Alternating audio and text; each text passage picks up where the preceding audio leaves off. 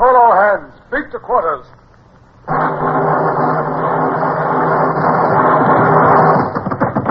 Run out the guns. Stand by the starboard battery. One broadside into it, if you please, Captain Bush. Pointers on target. Linstock ready. Aye, aye, sir. Ready. Fire!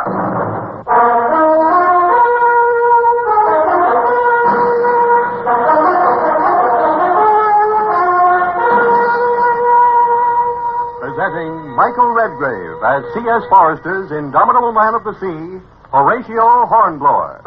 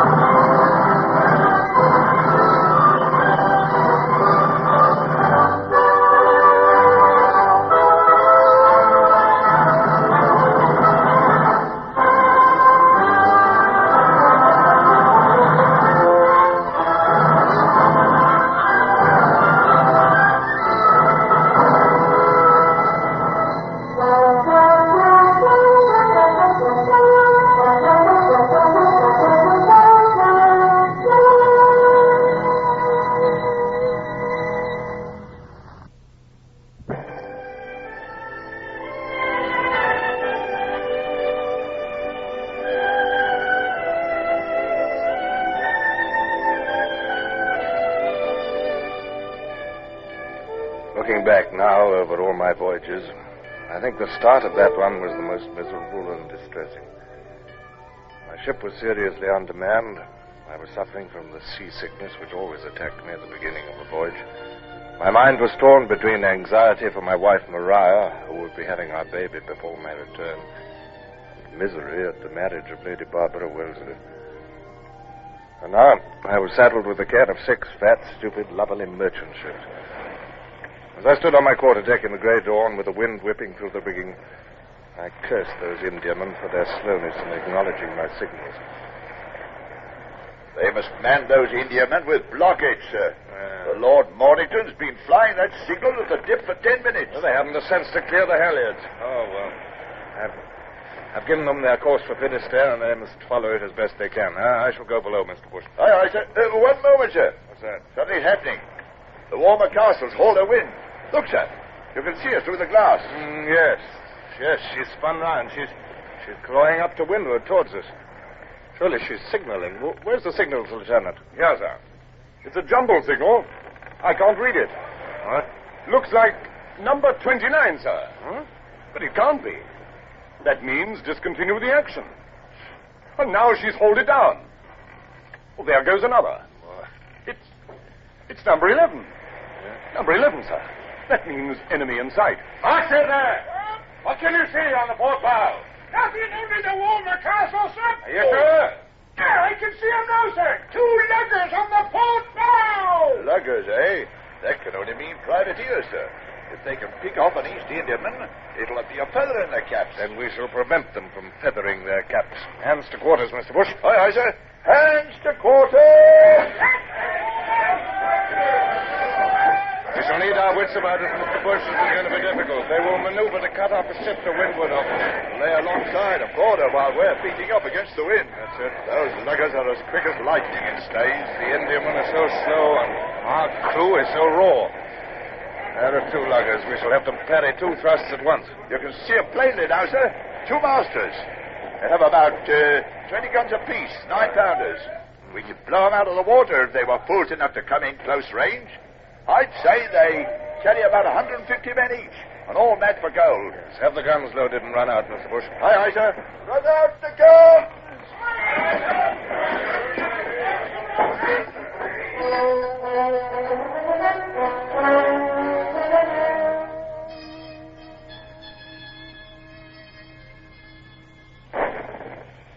That's the leading lugger, sir. Didn't see where her shot went. Helm a starboard. Starboard, sir. Meet her, steady. Look at the Warmer Castle sheering off. She'll run into the next ship in a minute. Can we reach her in time? Yes, we're too close now for the luggers to dare. I thought so. They're swinging away to avoid our broadside. Back the main topsail. We must keep to windward of the convoy so that we can dash down to any danger point. Let the convoy get ahead again. Aye, sir. What are they up to now, sir? They're leading the convoy. Yes, they're going to swing round presently and attack the starboard ship. Clap on sail. We must intercept. Yes, there they go. They're after the Lord Mornington. Hard aport. Hard aport. They're going to switch to the Warmer Castle, or I'm a Dutchman. Yes, I thought so. You thought ahead of them there, sir. We cut them off again. If only the Indiamen have the sense not to scatter. Once they break up, we'll never get to the threatened one in time. Hello. What's the game now? Well, they've thought up some plan, I imagine. They're working astern of us. Yes, I think I see their intention. They're going to diverge. Yes. Here they come, sir. One to starboard, one to port. They're going to attack both wings of the convoy at once. We'll never get across from one to the other in time. We must. There's no alternative. The starboard lugger is slightly nearer. We'll tackle her first. Starboard, 2 points. Starboard, 2 points it is. We'll cross the lugger's bows on this course. She'll have to edge away to avoid our broadside, and that'll keep her off the convoy. Well, what about the other one, sir? This course is taking us away from the convoy. Can't help that. Our only hope is to get back in time. We've edged this one away at least. The second lugger, sir. She's attacking the Warmer Castle to port. Hands to the braces. Hard to starboard. Aye, aye. Say on now, Mr. Bush, quickly.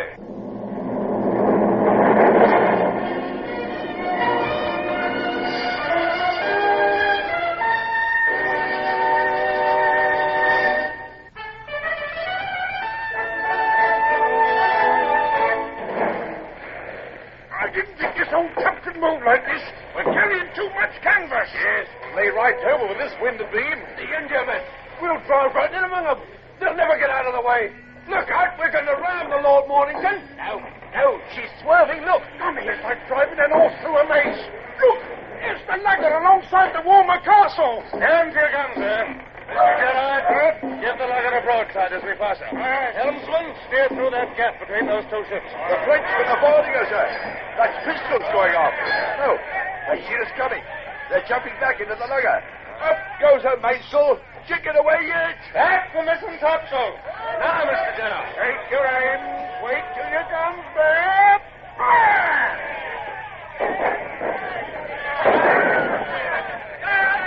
I say, aim, you blasted sentence, seacooks. You're wasting shot. A whole broadside and only a couple of shrouds shot away. 2 shots went across our deck, sir. Look at that. They plowed a clean furrow through those men. That's Skinner started to think about. Our sails are filling. Don't let her get away. Get your guns to bear again. She's losing her 9-pounders at us.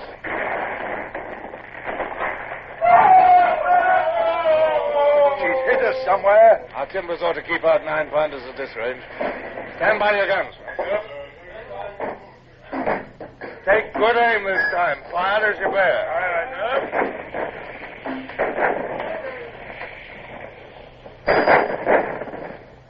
That's better, much better. Hold on, then.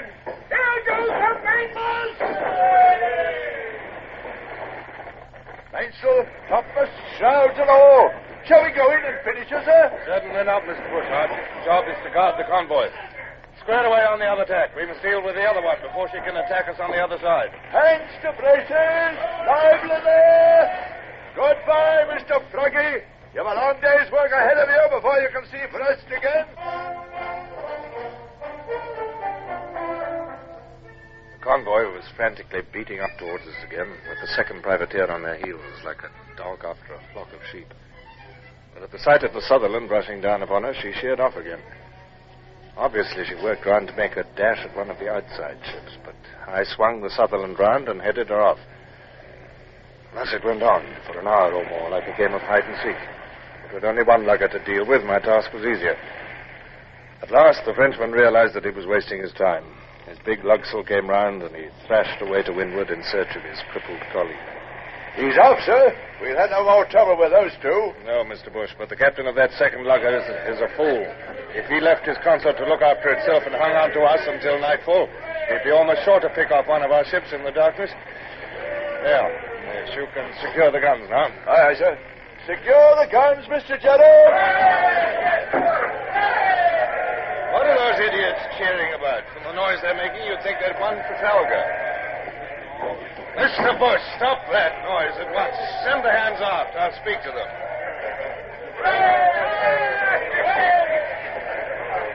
Silence! Silence, dear! Well, no more of that. What have you done? Frightened up a couple of luggers not much bigger than our longboat. 2 broadsides from 74 guns, and you're pleased with yourselves for knocking away a single spar. Half the trouble with the men is that we haven't enough old hands to lead them to the right ropes. It's the same with my guns, sir. I got 74 of them and no more than 50 trained gun layers. I know. I'll train them in time, sir, but half my gunners couldn't hit a 3-decker at point-blank range. I know. By heaven, I'll get some more men before this voyage is much older if I have to land in France and seize Frenchmen.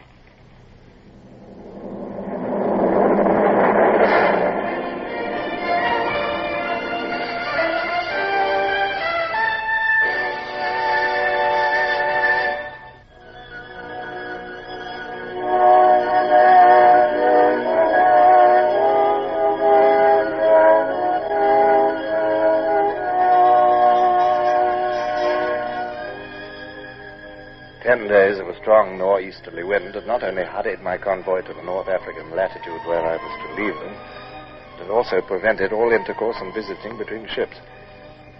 But now the wind had dropped to a gentle breeze. The Sutherland was slipping slowly along with a westerly breeze abeam, and the 6 East Indiamen were clustered together only a few cables' lengths to leeward. Even before Gerard reported, I had marked the approach of a boat from the Lord Mornington, and had nerved myself for the inevitable polite call. As the visitors came aboard, I saw that the man in the formal frock coat was Captain Osborne of the Lord Mornington. His companion was resplendent in full civilian dress with ribbon and star. Good afternoon, Captain Hornblower. I would like to present to you Lord Eastlake, Governor-designate of Bombay. This is a great pleasure, Your Lordship. The pleasure is mine, Captain. I have come to beg of you to accept, on behalf of your ship's company, this purse of 400 guineas. 400 guineas? It has been subscribed by the passengers of the East India Convoy in recognition of the skill and the courage displayed by the Sutherland in action with 2 French privateers. Oh, this is most generous and totally undeserved, sir. Nevertheless, I greatly appreciate your kindness, and on behalf of my ship's company, I thank your lordship. And I, sir, am the bearer of a most cordial invitation to you and your first lieutenant to join us at dinner in the Lord Mornington. Oh, thank you for your courtesy, sir. I deeply regret that I must decline the invitation, but we part company in 2 hours. But that is a pity, Captain Hornblower. Cannot you be persuaded? Oh, my lord, I'm on the King's service and under the most explicit orders from the Admiral. Well, in that case, Captain, I understand. But at least you will allow me to meet some of your officers?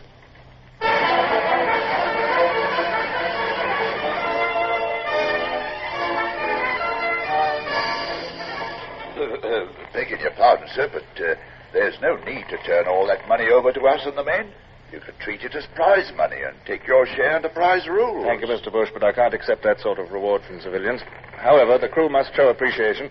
Man the yards and have the men give 3 cheers as Lord Eastlake's boat pulls away. Aye, aye, sir. Man the yards! Now then, men. Lord Eastlake has brought you a present for saving the convoy. 3 cheers for his lordship.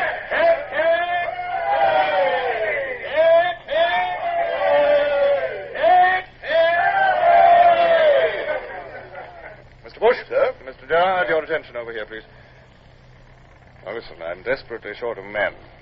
I'm going to take some from those East Indiamen. But, sir, they're John Company's ships. Their men are exempt from pressing, sir. Nobody is exempt when the King's service needs him. I'm aware that I'm contravening Admiralty orders, but I plead necessity. Will you excuse me, sir, if I point out that John Company is the most powerful corporation in England? It might be a bad policy to offend them, sir. I'll be a judge of my policy, Mr. Gerard, and will take the responsibility. You will obey orders. Aye, sir. Those ships will sight no land until they reach St. Helena. It'll be 3 or 4 months before any protest can reach England, and further 6 months before any censure can reach me in the Mediterranean. It's possible that in 6 months we shall all be dead. Thank you, sir. Give the boat's crews pistols and cutlasses just to show that I'll stand no nonsense. I want 20 men from each of those ships. 20 from each, sir? That's flouting the law on the grand scale, sir. That's the only sensible scale on which to flout the law, Mr. Bush.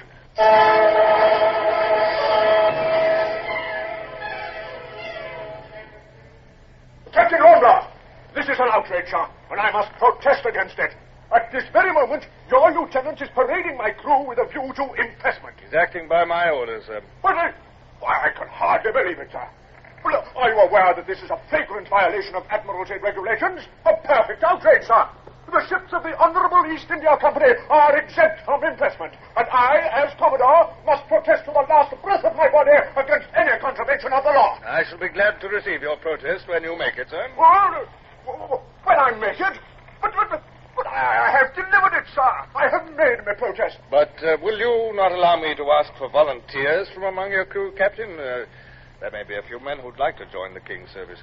I cannot imagine, sir, that many men will be foolish enough to exchange the comfort of the East India Company's service for the rigors of a ship of the line. But, well, yes, I would agree even to that.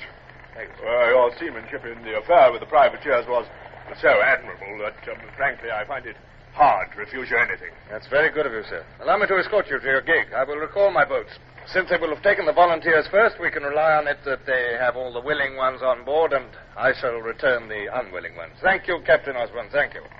He calmed down wonderfully, sir. Pity we had to give way. But we might get a few volunteers out of that lot, sir. I feel sure we shall, Mr. Bush. Here's the launch of the cutter coming back, sir. They're both loaded with men to the gunwale, sir. They're passing Captain Osborne's gig now. He's waving and shouting something to them. Mr. Gerard and Mr. Rayner are very properly paying no attention to him. Stand by. The men will be coming aboard very shortly.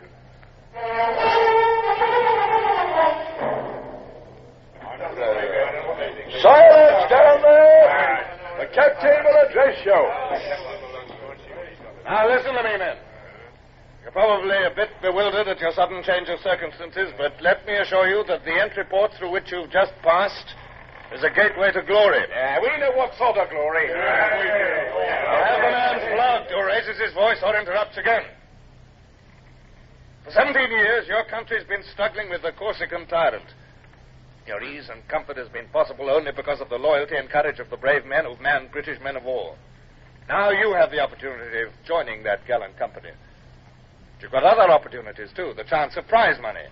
The convoy from which you've come presented my crew with 400 guineas for their work in saving you from the French privateers. And there's more, much more, to be made by willing men on the East Coast by the taking of French prizes. You'll serve your country and yourselves at the same time. No man is treated harshly on my ship unless he deserves harshness. You're here, and it's in your hands now whether your lives go well or ill. And what I do in the name of His Majesty the King. That's all. Guard, march these men down to the main deck. Mr. Bush, have the goodness to go down and read the articles of war to them. Aye, sir.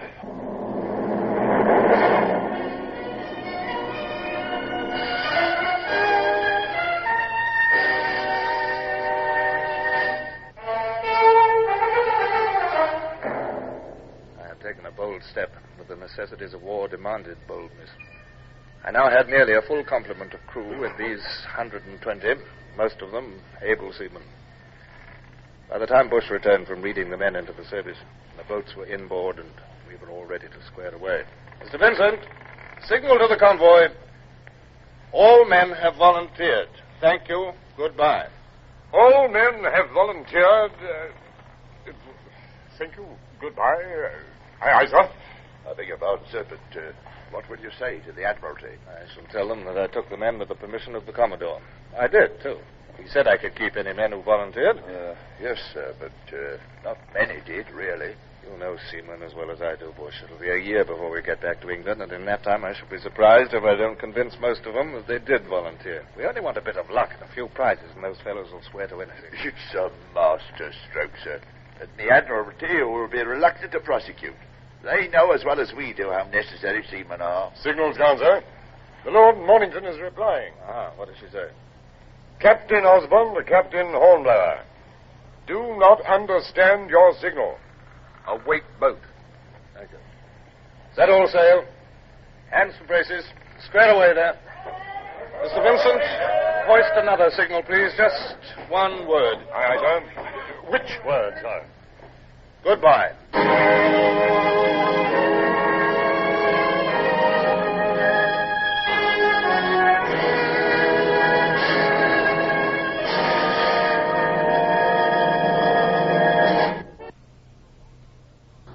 Horatio Hornblower, starring Michael Redgrave, is based on the novels by C.S. Forrester. Music composed and conducted by Sidney Torch. Produced by Harry Allen Towers.